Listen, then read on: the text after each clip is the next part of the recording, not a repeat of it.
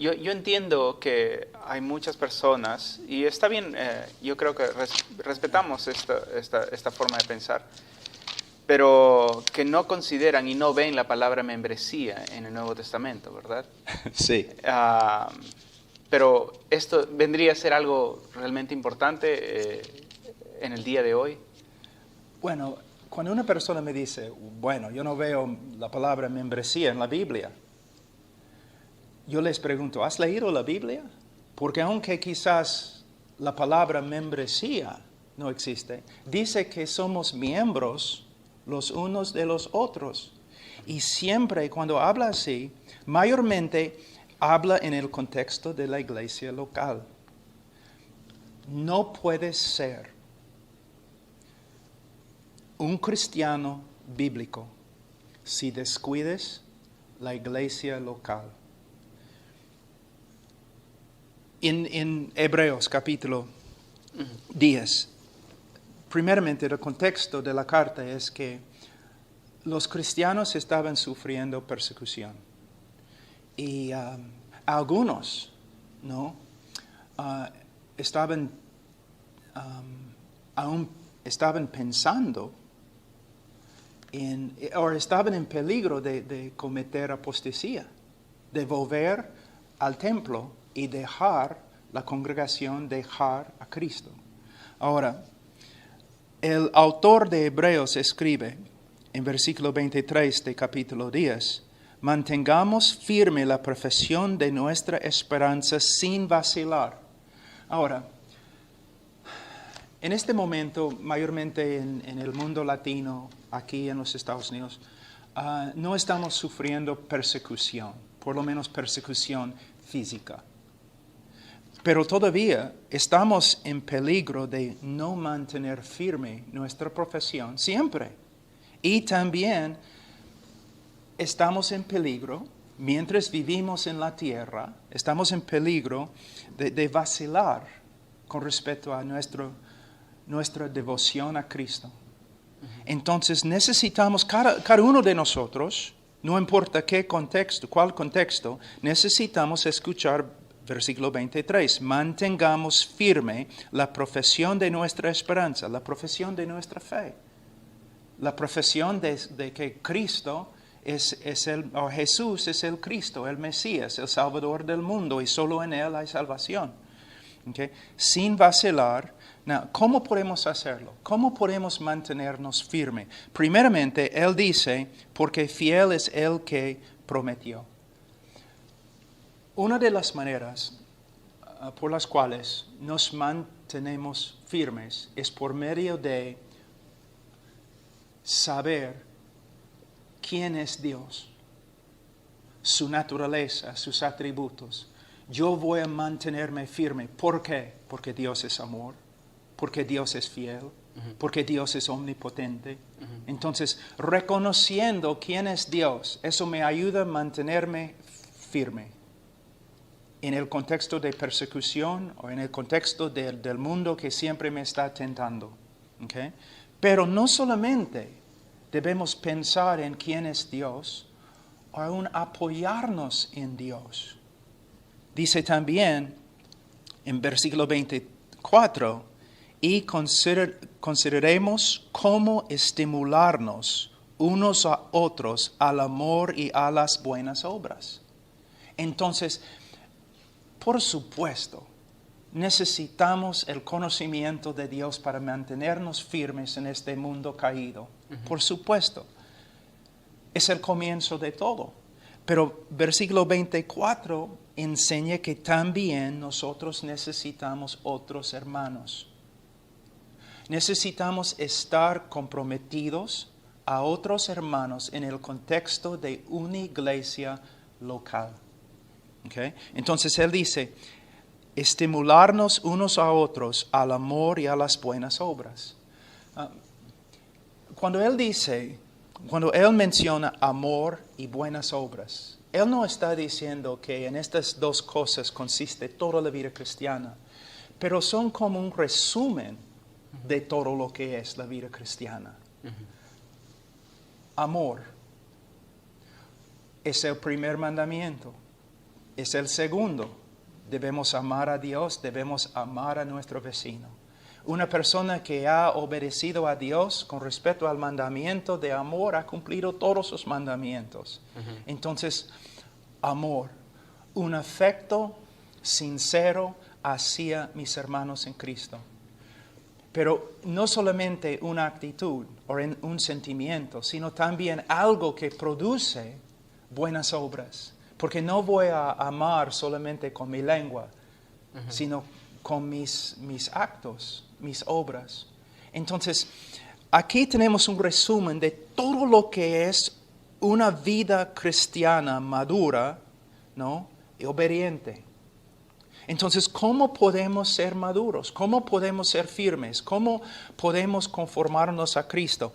Es por medio de vivir en el contexto del cuerpo, la iglesia local. Yo no puedo crecer como debo crecer sin ti.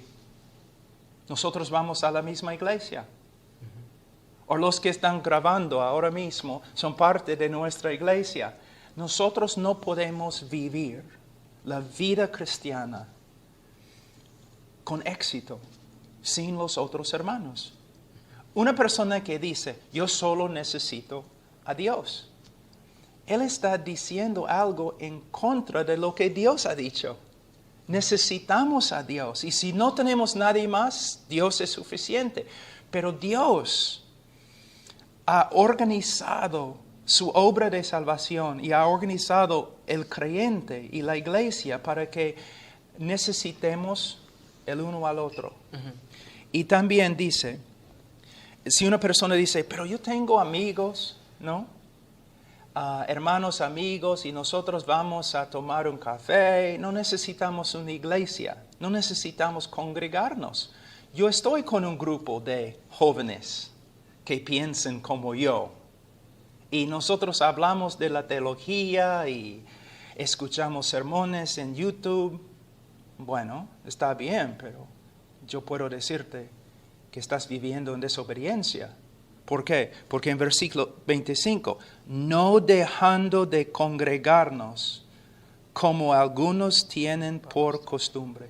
Si tú eres un joven y tienes tu grupito de jóvenes y tus predicadores en el YouTube y ustedes van a tomar café 2 o 3 veces cada semana para charlar de su teología,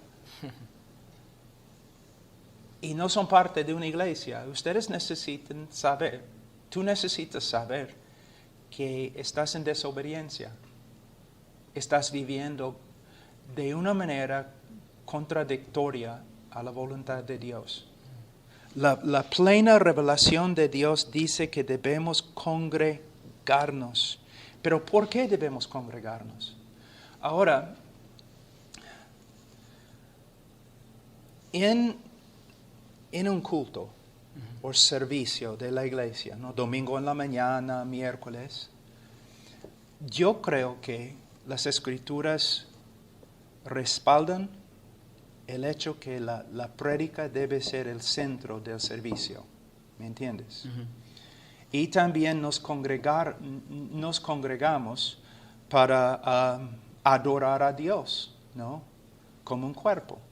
Entonces, es cierto que debemos congregarnos para predicar y escuchar la prédica, la palabra de Dios, para adorar a Dios. Pero algunas iglesias, aún iglesias buenas, con buenos predicadores, piensan esto es todo. Y los miembros, si van a la iglesia, ellos piensan que son obedientes. ¿Por qué? Porque han cantado y han escuchado una prédica. Pero el propósito de la prédica es enseñarnos cómo obedecer la voluntad de Dios revelada en las Escrituras. Entonces, no solamente debemos ir a la congregación o congregarnos para escuchar y cantar, sino también para, mira lo que dice, exhortándonos unos a otros, y mucho más al ver que el día se acerca. Now, hay un debate con respecto a la última frase, pero la mayoría piensan que se refiere a la segunda venida. Y con la segunda venida, siempre la segunda venida se relaciona con el juicio. ¿Okay? Ahora, como creyentes, nosotros somos aceptados por medio de la fe y no por medio de las obras. Pero a la vez, sabiendo esto, también sabemos que va a haber un juicio un día, no solamente de los incrédulos para la condenación, sino también un juicio de los creyentes. Entonces, la idea acá, aunque es muy sutil, la idea es para prepararnos para el gran día de juicio, necesitamos la congregación. Solamente podemos crecer como debemos crecer y solamente podemos obedecer a Dios como debemos obedecer a Dios por medio de relacionarnos con una congregación local. Es decir que yo voy a seguir a Cristo, pero no voy a ser parte de una iglesia local, es absurdo. No es solamente un mal entendimiento. La persona está ciega, porque la Biblia dice lo opuesto. Hermano, yo tengo, caramba ahora, 35 años o algo, 33 años en la fe. He leído la Biblia muchas veces, estudiado, predico. Yo, aún ahora, yo no puedo vivir, existir, sobrevenir. Yo no puedo triunfar sin la congregación. Y no solamente necesito a los ancianos, los pastores, no solamente necesito otros hombres de mi edad. Yo tengo necesidad del creyente más joven, más inmaduro en la iglesia, porque aún esta persona es parte del cuerpo de Cristo y tiene una función para edificar la iglesia. Qué interesante esta necesidad que tenemos entre hermanos, ¿no? Y el contraste que hay entre Dios, que no nos necesita. Deberíamos venir nosotros a darnos cuenta de cuán necesitados somos, ¿no? Sí. Y cuánto nos necesitamos de otros, Sí. y de Dios principalmente. ¿Y sabe otra cosa que hace 10 años yo estuve en una conferencia y había varios predicadores muy maduros y buenos, piadosos. Pero en una parte de la conferencia, el pastor dijo, tenemos 5 jóvenes que se han convertido y que vamos a dar cada uno como 5 o 10 minutos para compartir su testimonio. Ahora, los predicadores que estaban predicando ahí eran autores, eran teólogos, maestros de seminarios, PhD, todo, ¿no? Y lo que ellos enseñaron me edificó bastante. Pero cuando los jóvenes, los 5, cada uno cuando compartió su testimonio, eso me ayudó aún más que los predicadores. No es que aprendí algo nuevo de ellos, pero recordé cómo era ser un nuevo creyente, el celo, el primer amor, ¿no? El ánimo. Ellos no sabían mucho, pero en esa conferencia ellos eran la bendición más grande para mí.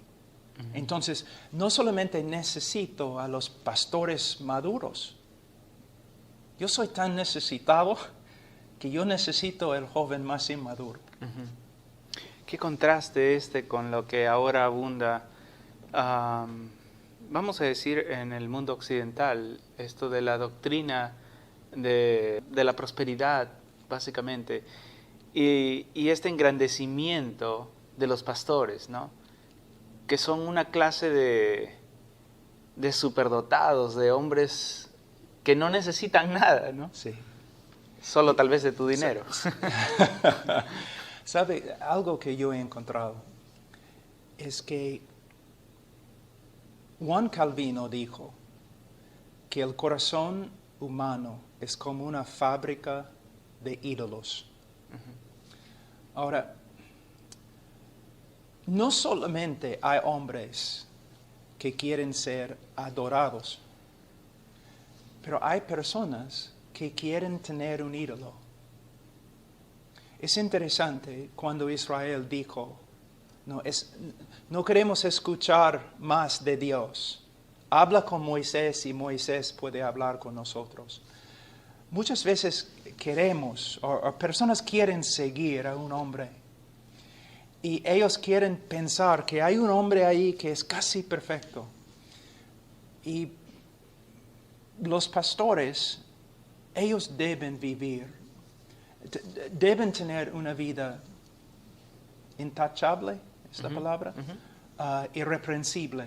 Es cierto, debemos ser hombres sinceros, sin hipocresía, debemos crecer, debemos ser maduros.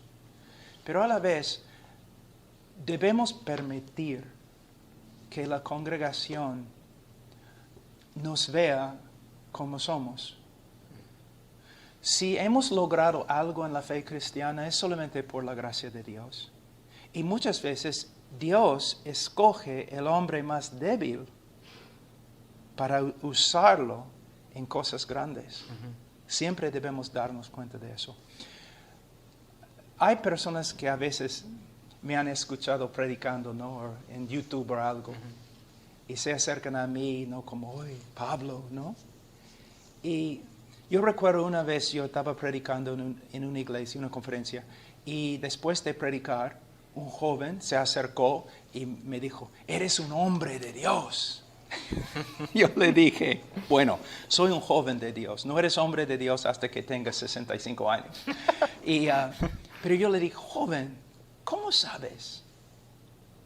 Tú no sabes nada de mi vida.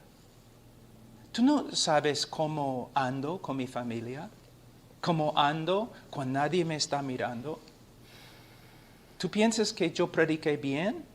Bueno, el diablo puede predicar bien. Tú no puedes decir eso acerca de mí a menos que de verdad sepas algo de mi fruto. Los conoceréis por su fruto, por su manera de vivir. Y a veces yo invito a algunos jóvenes a visitarme en la casa, ¿no? Algunos han pasado algunos días conmigo. Y algunos salieron un poco triste, se puede decir. ¿Por qué?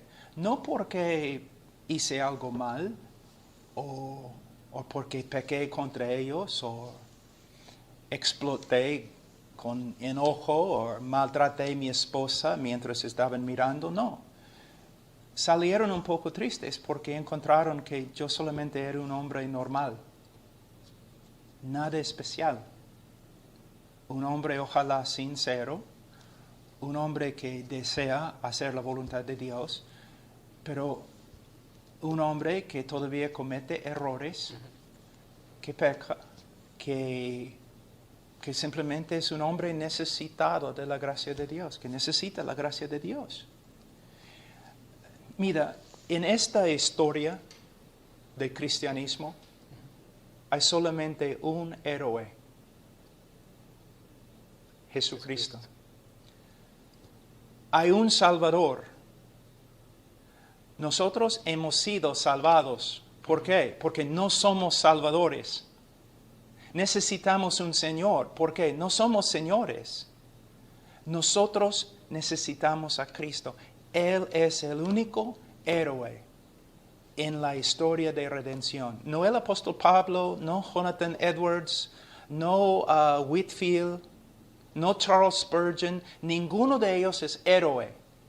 Cristo es el héroe.